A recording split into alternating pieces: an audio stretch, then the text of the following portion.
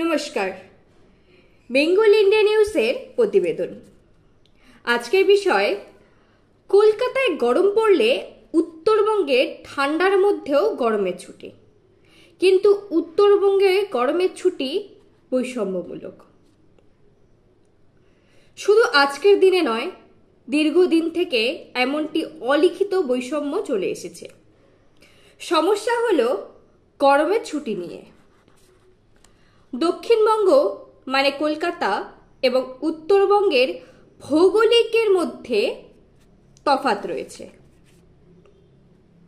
কলকাতায় যখন চরম গরম তখন স্কুল ছুটি হয়ে যায়, এটাই স্বাভাবিক। কিন্তু উত্তরবঙ্গে তখন মনোরম ঠান্ডা আবহাওয়া থাকে, কিছু করার নেই। দক্ষিণবঙ্গের গরমের সাথে সাথে উত্তরবঙ্গের ছোট ছোট পড়ুয়াদের ঠান্ডার মধ্যেও গরমের ছুটি কাটাতে বাধ্য হয়, কারণ সরকারি নিয়ম। এদিকে উত্তরবঙ্গে যখন চরম গরম তখন গরমের ছুটি নেই। এসব বিষয়ে কলকাতা চুপ। এই সমস্যার কোনো সুব্যবস্থা আজও হলো না, অতীতেও ছিল না। কংগ্রেসের কাল গেছে ইনিয়ে বিনিয়ে, বামপন্থীরা চলে গেছে মাতাল হস্তির মতো, এবং বর্তমান শাসককুল এই বিষয়ে কোনো নতুন চিন্তাভাবনা করার ফুরসত পেল না। অবশ্যই নীতিগতভাবে দক্ষিণবঙ্গ এবং উত্তরবঙ্গ বলে কিছুই হয় না, সবটাই পশ্চিমবঙ্গ। দক্ষিণবঙ্গ মানে মস্তিষ্ক, উত্তরবঙ্গ মানে লেজুর। তাই লেজুর বৃত্তি উত্তরবঙ্গকে করতেই হবে। কিন্তু তাই বলে প্রাকৃতিক বিষয়ে গুরুত্ব দিতে হবে না। আসলে বিষয়টি হলো উত্তরবঙ্গের মিউ মিউ জনগণ এবং জনপ্রতিনিধির বসবাস। উত্তরবঙ্গ থেকে রাজ্যসভা, লোকসভা কিংবা বিধানসভায় এমপি এমএলএদের পাঠিয়ে দিন, ওরা মিউ মিউ ছাড়া আর কিছুই করতে পারবে না। কানা পোলার নাম পদ্মলোচন।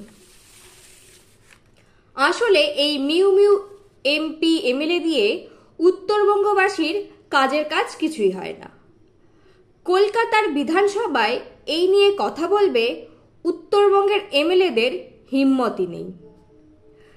দিল্লির লোকসভা, রাজ্যসভায় যাদের পাঠানো হয় তাদেরও উত্তরবঙ্গের মিউ মিউ সদস্য।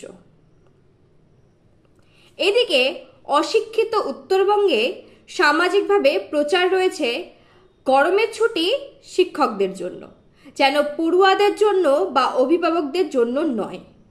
আর শিক্ষক তো সামাজিকভাবে শত্রু, এমন অপকালচার তৈরি করা হয়েছে। উত্তরবঙ্গবাসী ভীতু, দরিদ্র, অশিক্ষিত এবং মিউ মিউ জনসাধারণ।